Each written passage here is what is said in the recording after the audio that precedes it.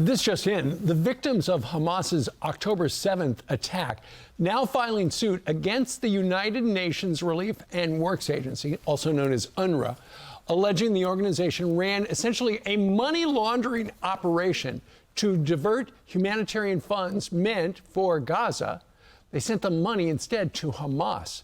The victims' attorneys writing, quote, UNRWA was aware of and actively participated in the diversion of funds earmarked to support the people of Gaza into channels that ensured those funds were used for terrorism. Joining us right now is the host of Making Money on Fox Business, Charles Payne. We're also going to meet one of the attorneys in just a moment. But Charles, you wanted to go through Well, again, the nature of this action is UNRWA, which is a United Nations agency, and we're going to bring Gavi on in a moment, but turning UN schools, medical clinics, warehouses, and offices, and using them for the terrorists to use as pre-positioning facilities, all of these other things. And again, the nature of the action, Steve, is that Hamas did not carry out these atrocities without assistance. And that assistance coming from the United Nations Relief and Works Agency for Palestine refugees in the Near East. And it's just not something that's happening more recently. Right. This is an atrocity that's gone on for a long time. So I'm going to bring in Gabriel Marone. He and his team have put together painstakingly a 167-page complaint here. Gabi, welcome to the show.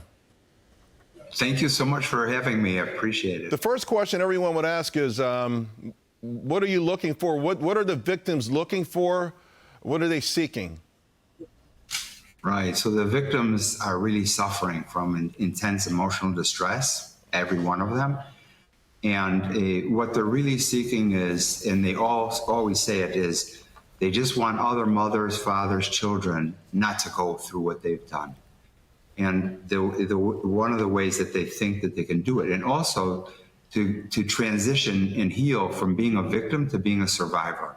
And that means being able to push back and hold those who that caused your injuries, hold them accountable. So that's what they're looking for, accountability, and that no one can be above the law, even the United Nations, even UNRWA, and that we can dry up these funds that are going to terrorism in the hundreds of millions and billions of dollars. You know, Gabi, we had no idea before October 7th that all that money, millions and millions and millions of dollars, and millions a week, were going to aid to the Palestinians, and through an elaborate money laundering system, that money wound up going to fund the actual Hamas and the terror attacks.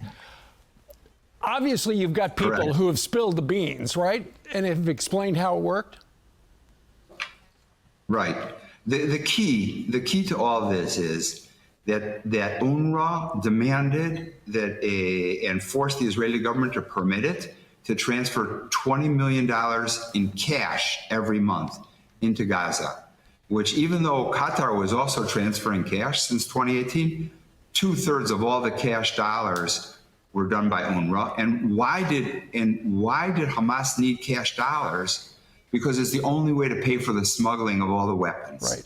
So virtually what UNRWA did is they ended up funding all of the weapons, explosives, and war materials that came in, so that without that kind of support, Hamas would never have been able to launch the attacks that they did. You know, one of the things, Gabi, that really was shocking is UNRWA, the size of this and how long the operation has gone on.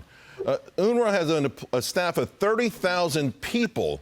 By contrast, the Office of the United Nations High Commissioner for Refugees has fewer than 20,000 people, but serves a population of almost 30 million refugees around the world. The thing I think most Americans are going to want to know is, at the United Nations headquarters, what did they know and what did they allow? Thanks for answering it. For asking it, sorry. That's exactly the heart of this case. That it wasn't that the UNRWA office in Gaza was acting improperly, or some rogue employees of UNRWA in Gaza joined in the attack. No, everything was centered on New York and the New York headquarters of UNRWA. All of the budgets were done here, the audits were done. Every time that it became public knowledge that UNRWA schools were housing rockets and explosives and endangering the children, it was covered up here in New York. They did an investigation. So the key is that the acts that led to aiding and abetting genocide and crimes of humanity were committed in New York. Right. Gotcha. Okay. Gavi, thank you very much for joining us on this Monday as you have filed the lawsuit today. And Charles, I know you've been part of this from the get-go. Thank you very much.